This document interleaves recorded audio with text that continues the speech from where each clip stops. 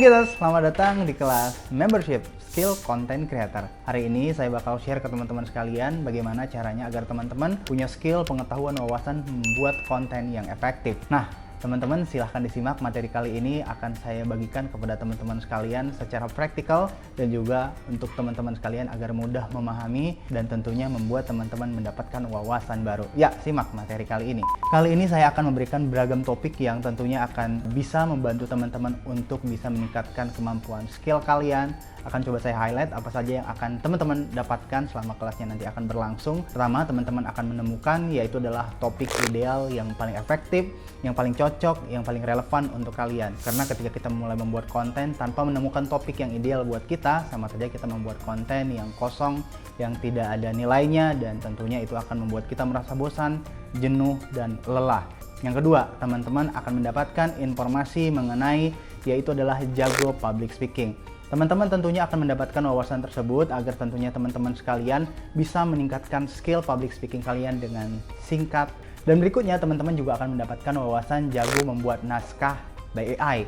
Nah, ini semua teman-teman jangan khawatir. Saya sulit untuk beradaptasi, membuat tulisan, writing yang efektif seperti apa. Saya masih bingung, nggak punya skill, tapi di kelas ini teman-teman akan mendapatkan hal tersebut. Dan tentunya teman-teman juga akan mendapatkan wawasan membuat naskah yang simple, dan juga bisa langsung mempromosikan produk affiliate ataupun produk real kalian. Jangan khawatir, saya akan pandu step by step. Berikutnya teman-teman juga akan mendapatkan memahami persiapan content plan atau disebut sebagai bank ide. Nanti saya akan bagikan kepada teman-teman secara simple pengalaman mengenai equipment membuat konten, apakah mahal atau murah atau seperti apa. Nanti kita akan belajar bersama.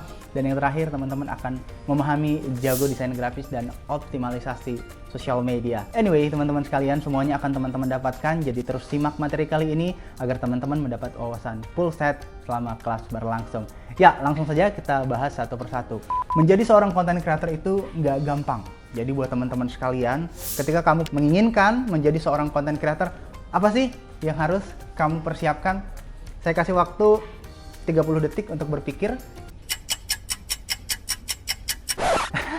Ya, mungkin kamu punya jawabannya sendiri. Tapi jika kalian ingin menjadi seorang content creator, hal yang perlu kalian persiapkan untuk menjadi seorang content creator adalah alasan. Kenapa sih saya harus menjadi seorang content creator? Apa sih manfaatnya buat saya? Dampaknya ketika saya membuat konten itu apa? Dan teman-teman harus tahu hal tersebut mulai daripada alasan sampai goals-nya. Ketika kita tidak memiliki alasan dan goals dalam melakukan sesuatu, sama saja kita seperti melakukan sesuatu hal tanpa tahu apa manfaat untuk kita. Maka demikian, hal yang perlu pertama kali teman-teman persiapkan ketika membuat konten yaitu adalah alasan, tujuan, dan goal kalian membuat konten.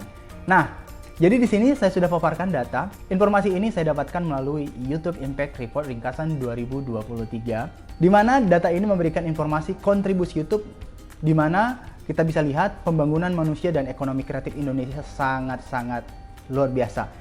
Jutaan orang Indonesia menggunakan YouTube untuk mempelajari keterampilan baru, mendalami minatnya, menciptakan peluang ekonomi.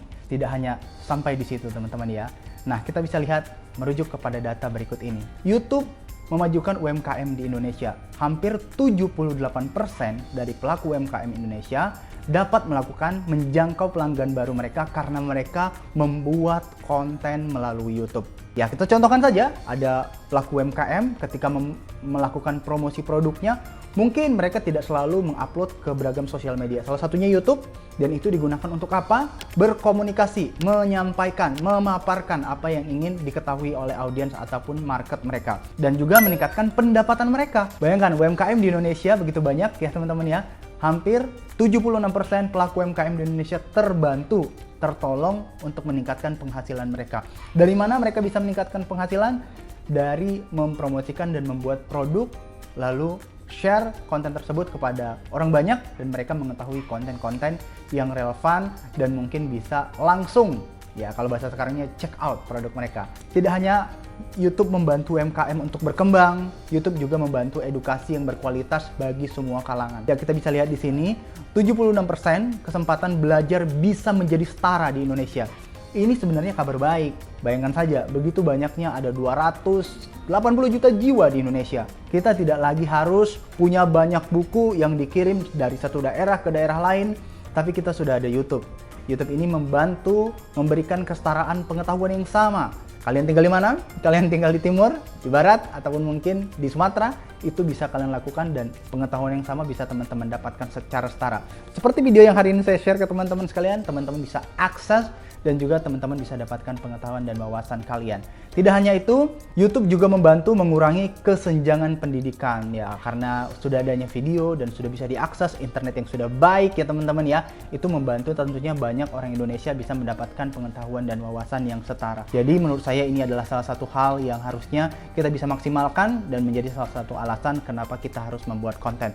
Berikutnya, wadah bagi industri kreatif. Banyak ya teman-teman ya industri kreatif seperti musik, industri kreatif seperti komedi. Teman-teman bisa lihat ya stand up komedi yang dimana sekarang sudah berkembang sekali di Indonesia.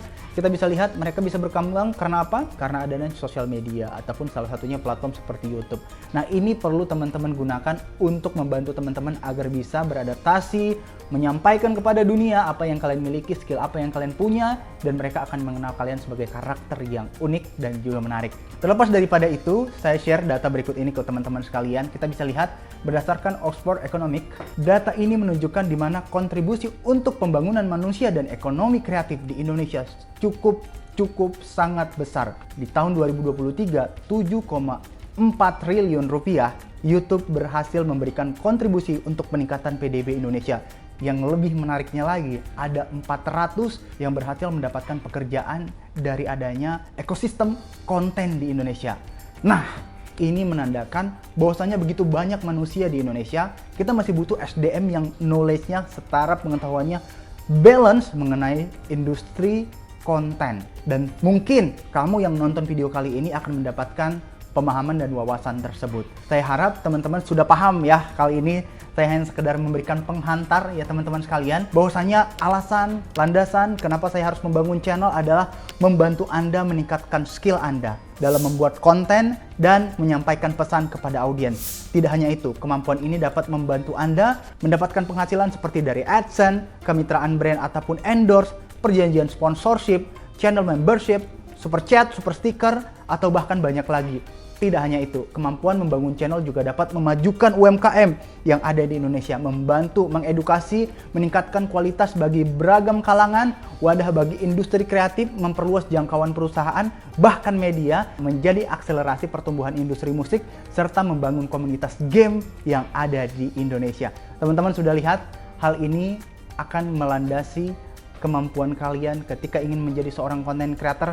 Teman-teman punya skill editing videonya, punya skill public speakingnya, punya skill banyak lagi ya teman-teman yang menulisnya. Hal ini bisa teman-teman tawarkan kepada orang yang membutuhkan jasa dari teman-teman sekalian. Saya rasa itu hal yang harus teman-teman pahami dan menjadi alasan kuat kenapa teman-teman harus membuat konten.